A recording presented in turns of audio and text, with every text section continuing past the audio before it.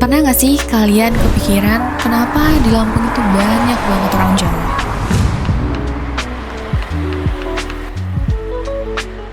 Padahal secara geografis itu tuh jauh, budayanya juga beda, pulaunya juga beda. Tapi anehnya, di beberapa daerah di Lampung, suasananya malah kayak lagi di Jawa. Kilo niki, itu banget. 3.000, udah 3.000 toh. Selamat datang di Lampung. Well, hai guys, kembali lagi di Eksplorasi Wacan.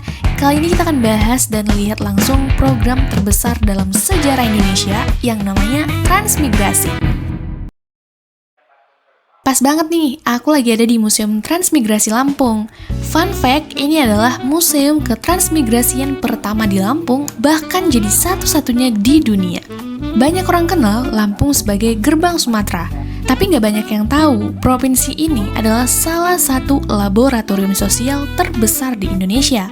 Tempat di mana berbagai suku, budaya, dan latar belakang dipertemukan dalam satu ruang yang sama. Halo semuanya, sekarang aku lagi ada di Museum Transmigrasi, tepatnya ada di Gedung Tataan, Bagelan. Ini adalah museum transmigrasi pertama di Indonesia, bahkan satu-satunya di dunia. Letaknya ada di Lampung, dan sekarang aku udah di lokasi. Langsung aja kita coba kulik gimana sih sejarah transmigrasi di Indonesia, khususnya di Lampung. Let's go! Semuanya berawal dari tahun 1905 saat program transmigrasi pertama kali dijalankan oleh pemerintah kolonial Belanda. Waktu itu, Pulau Jawa udah terlalu padat. Solusinya, mereka memindahkan sebagian penduduk ke wilayah yang masih kosong, dan Lampung jadi salah satu tujuan utama. Mungkin sih karena Lampung paling dekat dengan Pulau Jawa ya. Itu adalah pintu gerbangnya Pulau Sumatera, lebih dekat. Iya. Dan sebelumnya juga mereka meninjau selain dekat, ya Lampung juga adalah tanah yang subur, cocok tanam di bidang baik pertanian, perkebunan itu cocok. Jadi itu alasan juga tadi mengapa Museum Transmigrasi ini dibangun di Gedung Tataan ini, karena pertama kali ini tadi perpindahan penduduk yang dilaksanakan ke Gedung Tataan ini. Maka Museum Transmigrasi dibangunnya di Gedung Tataan ini. Itu. Berarti Pak, kan ini museumnya ada di Gedung Tataan. Iya. Kemungkinan berarti warga transmigrasi itu rumahnya pertama kali di daerah ini juga. Iya, sekitaran museum ini. Iya. Masuk ke zaman Jepang, transmigrasi berubah arah. Ada kebijakan yang disebut Kokuminggakari, di mana perpindahan penduduk tetap dilakukan, tapi bukan lagi soal mencari kehidupan baru. Semuanya diarahkan untuk kepentingan perang. Setelah Indonesia merdeka, program ini nggak berhenti guys, justru makin besar. Pemerintah melihat transmigrasi sebagai cara untuk pemerataan penduduk, membuka lahan baru, dan mendorong pertumbuhan ekonomi. Di Museum Transmigrasi Lampung, kita bisa lihat nih gambaran nyata perjalanan itu lewat diorama yang disediakan. Mulai dari alat transportasi, alat rumah tangga, alat bertukang, barang-barang sederhana yang dibawa, sampai cerita tentang kehidupan awal mereka di Tanah Baru. Kebayang gak sih pergi ke tempat yang belum pernah kamu lihat sebelumnya, tanpa tahu apa yang akan kamu hadapi? Mereka harus mulai semuanya dari nol, buka hutan, bangun rumah sendiri, bahkan bertahan di kondisi yang serba terbatas. Oh iya, di beberapa daerah, vibes Jawa juga kerasa banget loh. Bahkan di sini banyak yang menggunakan bahasa Jawa sebagai bahasa sehari-hari.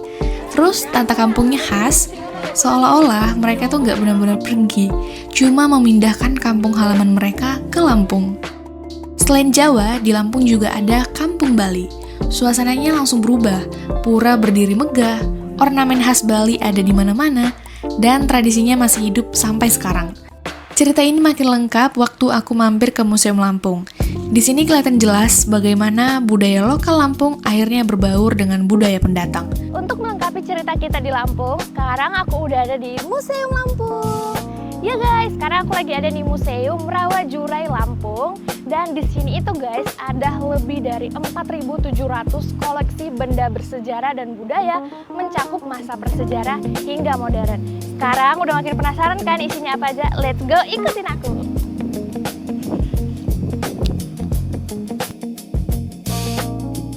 Bukan saling menghilangkan, tapi justru saling melengkapi. Dan hasilnya bisa kita lihat langsung hari ini.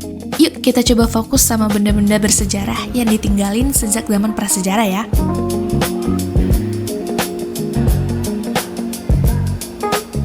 Ada ribuan koleksi sejarah dan budaya Lampung di sini, termasuk fosil prasejarah, prasasti, peninggalan zaman Hindu-Buddha, kerajaan Islam, serta perjuangan Raden Inten kedua. Naik ke lantai atas, kita bakal nemuin berbagai koleksi adat Lampung, mulai dari pakaian adat, aksesoris adat, sampai gambaran tradisi yang masih hidup di masyarakat. Nah guys, di belakangku ini adalah bak mandi yang digunakan untuk berendam oleh gadis Lampung sebelum mulai akad pernikahan. Ada yang mau berendam di sini?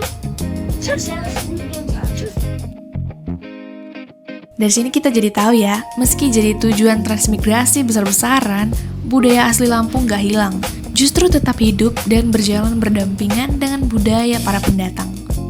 So itu dia tadi perjalanan kita melihat kembali sejarah transmigrasi di Indonesia, khususnya di Lampung.